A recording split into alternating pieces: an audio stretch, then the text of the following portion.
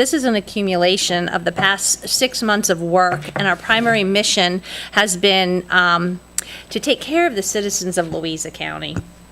As everyone is aware, our revenue forecasts indicate that the county is going to be receiving significant revenue starting at the end of this decade and moving into their 2030s. The Revenue Committee's goal has been to create that framework that will prioritize these funds, and we want these funds to go directly back to our citizens and to support them. The new funding will also ensure that we can focus on our cash funding, our efforts for the future. We can reduce our reliance on debt and lower our associated costs.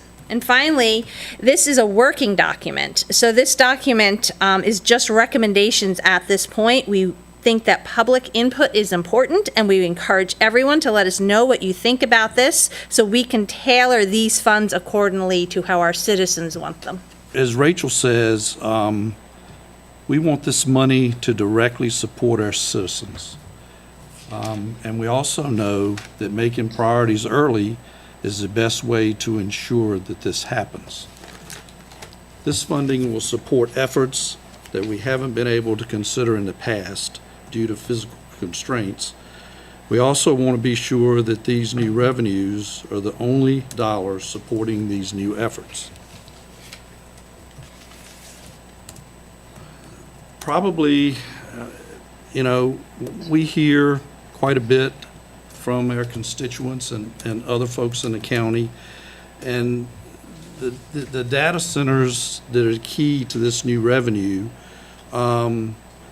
there's no doubt that some in the county don't agree that we need them at all. But to that end, part of the responsibility of responsibly planning the use of these funds is making sure that Louisa County doesn't need endless data centers to finance these needs. The TODs, the Technology Overlay District acreage, represents just a really small part, or just a fraction of the county's 514 square miles. That level of tight control is as important to us as it is to every other citizen. Some of the new revenue sources we've identified are the Amazon Web Services. Hopefully we'll be getting real estate revenues and personal property tax revenues off of those. Our assumptions were conservative. We used 25 data centers as the basis for our assumptions that you'll see later on. Also, Dominion has talked about modular reactors, and with those would come Public Service Corp real estate and personal property tax revenues. Our assumptions used one modular reactor just to show those numbers.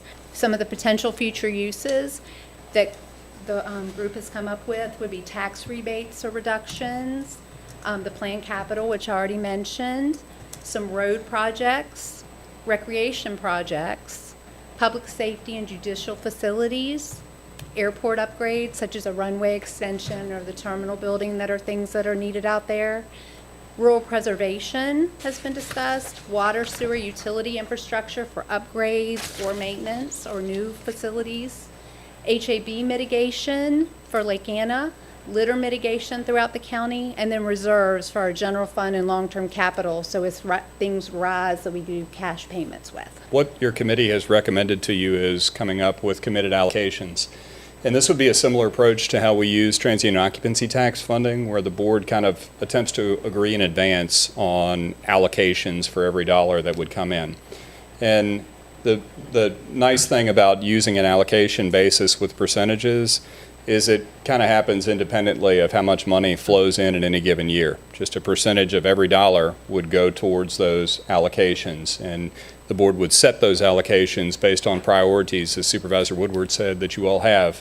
You would set those percentages, and they would generate the allocation based on whatever number of dollars came in any given year. These are the initial allocations that the committee recommended for you all's consideration. And again, I just want to stress that as we run through these numbers, these are allocations based on the priorities that the board has identified today, or that the public has talked about today. These are not going to be chiseled in stone. The board could change the allocations at any time, but what it does do is it commits funds as they come in When things come up, we say, all right, well, we have allocations. Does this fit within one of the allocations that we have? Or do we need to create a new priority for funding? So these percentages are going to be on the next slide, and we're going to accompany those percentages with some actual dollars. And still a little bit of a question mark as to how much money would flow in any given year. And again, that's the importance of having an allocation table based on percentages. So the way that we're presenting this is with an estimate in FY31 of roughly $36.5 million worth of new money. And you can see the percentages in the center column there beside each one of the initiatives and the amounts that each one of those allocation percentages would dictate from the new money for each one of those initiatives. Again, I applaud the Revenue Committee and I applaud the whole board for wanting to take these priorities and overlay them on the potential for new revenue and to make a plan and to solicit public input well in advance of these new dollars coming in their efforts to use these funds to most directly benefit the citizens.